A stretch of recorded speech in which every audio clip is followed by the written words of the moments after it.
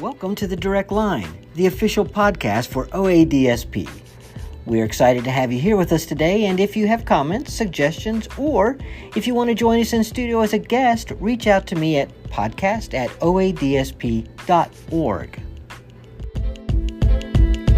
I'm David Rustio, and today we're speaking with Jason Winterroad. Welcome to the show, Jason. Thank you, David.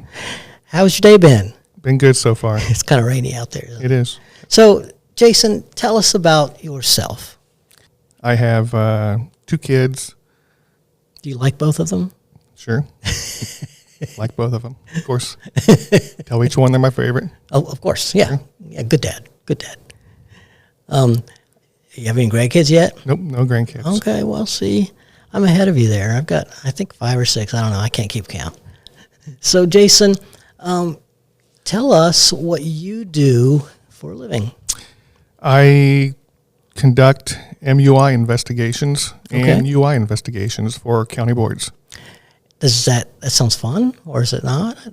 It can be fun. It can be interesting. Sure. Okay, so what does it really mean when you're talking about investigating MUIs, major unusual incidents? What does your task look like when you're doing that? The whole purpose is just to try to identify what happened in an incident, identify those cause contributing factors, and then work with the team to try to come up with prevention measures to reduce the risk to the person or eliminate the risk to the person for future. Okay, and what are some of the steps that you... So when an incident occurs, whether it's an unusual incident or a major unusual incident, we gather documentation, ISPs on the individual, incident reports.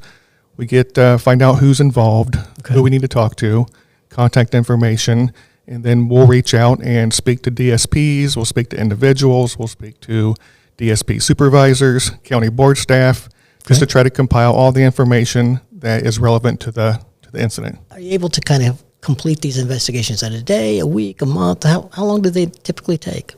They definitely vary according to the incident. Some take months, some take a week. It just all depends. A lot of times when we're involved in incidents that involve law enforcement or children's services, those can take an extended amount of time. Yes. But simple, it takes to get the documentation, to get the information, and we can put them together pretty quickly. Okay, so a lot of times you're just waiting on the documentation to come in. A lot of times we are, yes. Okay. And what kinds of MUIs do you see most often? So definitely across the state and in our area too, hospitalizations are the number one MUI. They probably account for 40% of all the MUIs that we investigate. All right. And is it all hospitalizations or ones that aren't planned?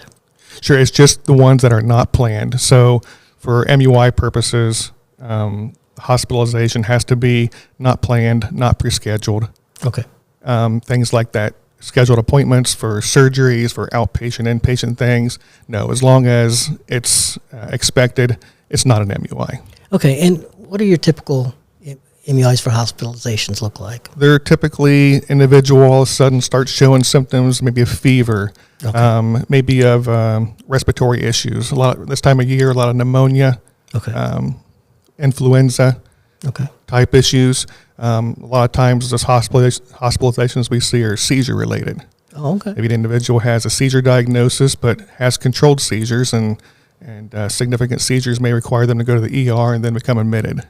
You and I spoke a minute before we came on, and one of the things that we were talking about is the title, investigative agent, and that sometimes can be intimidating just because of the title. What would you say to DSPs listening? It's definitely a very formal sounding title.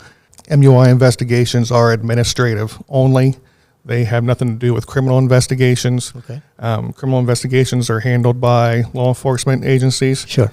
Okay, so I'm a DSP and I'm in the home and I see something happen, but I don't know that it's an MUI or a UI. What should I do?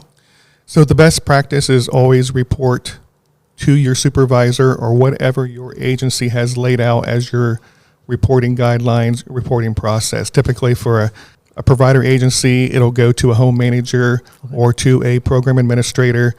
Make sure those things are reported. We want DSPs and everyone involved to be aware of what the MUI categories are, but you're never responsible for identifying if something is an MUI or not an MUI. Okay. So these incidents always start off as just an unusual incident, just a UI. You fill out the report, you make the phone call, you report the incident, and then the county board will decide whether it meets that criteria for that MUI. Should I be afraid of you if you give me a call on the phone? I don't think you should ever be afraid of a MUI investigator asking questions. It's just, our job is just to get as much information as we can to try to identify those risks to that person. And the people that know these individuals the best are the DSPs that work with them. So we rely on them for good information to help us. How do most conversations go? DSPs who have been in the field for a while are kind of used to this, used to the process, and a lot of them I'll know, and they'll gladly provide whatever information I need. Sometimes when DSPs are newer or have not been involved in MUI investigation before, it can be sometimes intimidating or they're a little hesitant to talk to us. But again, I try to remind people that we're all on the same team with the same goals. It's just a necessary process sometimes to make sure that we're providing the safety for individuals in our care. And a lot of our folks can't really communicate. I mean, many can, but some folks that we serve can't. And so the DSP really is the eyes and the ears. Jason, what message do you have to DSPs? I think DSPs should realize they probably have the most important job in the DD field. So they're the day in, the day out, the everyday caretakers. County board staff come in, we're not involved in the day-to-day.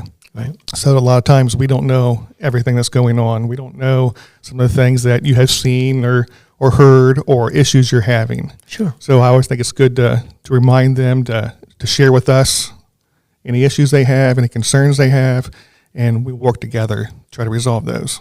Okay. Well, thank you, Jason, for being here today. I appreciate your time, and I hope you have a great day. Thank you, David. Thanks for listening, and join us next time on The Direct Line.